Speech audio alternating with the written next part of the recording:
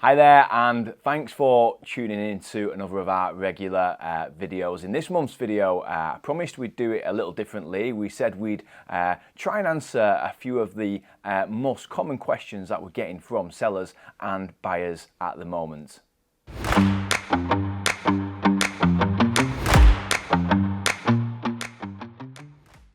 Now, what I would say is, as estate agents, we deal with property sales and purchases day in and day out. So there isn't much that we haven't come across. But for yourselves, this might be the first time you've moved in years and years, or it might even be the first time you've ever moved. So, it is really important that you do ask lots of questions. There are no silly questions, and it is really important to do your research. The second thing I will say is the property market is ever changing, and that can impact how buyers and sellers should approach things. For example, maybe the last time you moved, it was quite a while ago, and buyers were few and far between. Properties were taking quite a while to sell. However, at the moment, as you might have heard me say, if you've listened to some of our recent videos, the property market is really quite buoyant for certain types of properties, and that perhaps is something you need to take into account in how you approach things.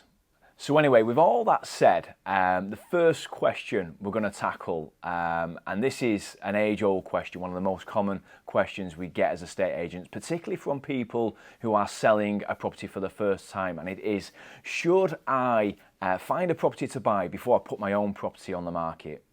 Now, I'm going to let you into a little secret and tell you that when I last moved, I needed to be able to sell mine to be able to buy on. And I did what estate agents will usually tell you not to do. And that is, I went to view a property before mine was even on the market. The sellers were a lovely couple. The house had been on the market for a while, to be fair. They just reduced the price. So I noticed it. I asked the estate agent if I could view. They spoke to the sellers and they very kindly said, yes, you can come and have a look. We loved it. That's when the panic set in because we needed to find a buyer for our house before we could be in a position to proceed. Obviously, the sellers of the property that we'd seen couldn't be expected to reserve that property for us because they had no idea how long it would take us to actually find a buyer for our property. We hoped it would sell quickly, but you can never be sure.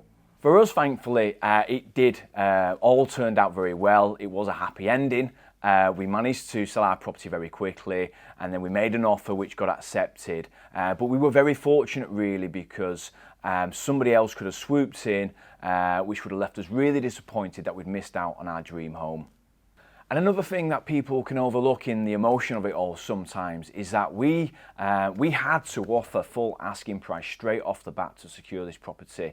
And then we had to go away and be ultra competitive with the asking price on our home. And perhaps if there was a little bit less urgency in our situation, we might have been able to sell our property for more. Truth be told, for us, the main priority was trying to secure a sale to a good buyer very quickly, but I'm just trying to give an honest account of how things went when we did this a few years ago. Now, I think even though it did work out for me in my situation, I think really as estate agents, we would advise that ideally you do get your property on the market and get a buyer in place before you do start viewing properties. Do, of course, be upfront with buyers that come and show an interest in your property. You want to manage their expectations. Tell them you need to find a property to buy. You don't want to feel rushed and pressured and then end up going for a property that you'll end up regretting. But once you've got a buyer in place for your house, you're then in a really strong position. You then look like that serious and committed buyer, and that gives you a real advantage. So, of course, quite a long answer there, but I just wanted to give you both sides of the coin. Now, another question that can come up sometimes is, you've offered the asking price, so why hasn't your offer been accepted? Well, there could be a number of reasons for this, and I suppose the first thing to obviously do is to try and ask for an explanation, to try and find out why. But it is worth bearing in mind that a seller doesn't have to accept an offer from anybody just because it is asking price. If the seller is receiving a lot of interest in their property, then they may feel confident that their property could attract even higher offers, and this might end up being one of those situations where there are multiple bidders and the property goes over asking price. Great for sellers, of course, but not ideal for buyers.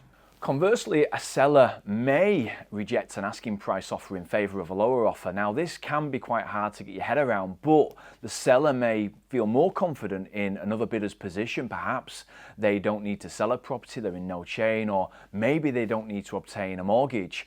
Ultimately, a seller can choose to accept whichever bid they prefer.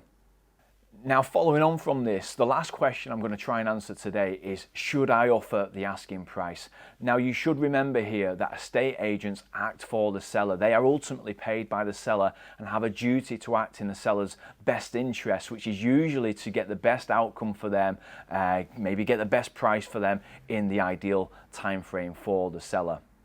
But as a buyer, there are a couple of things you really need to be sure about. Firstly, can you afford it, and are you not overstretching yourself? And secondly, is it worth it, and are you not overpaying?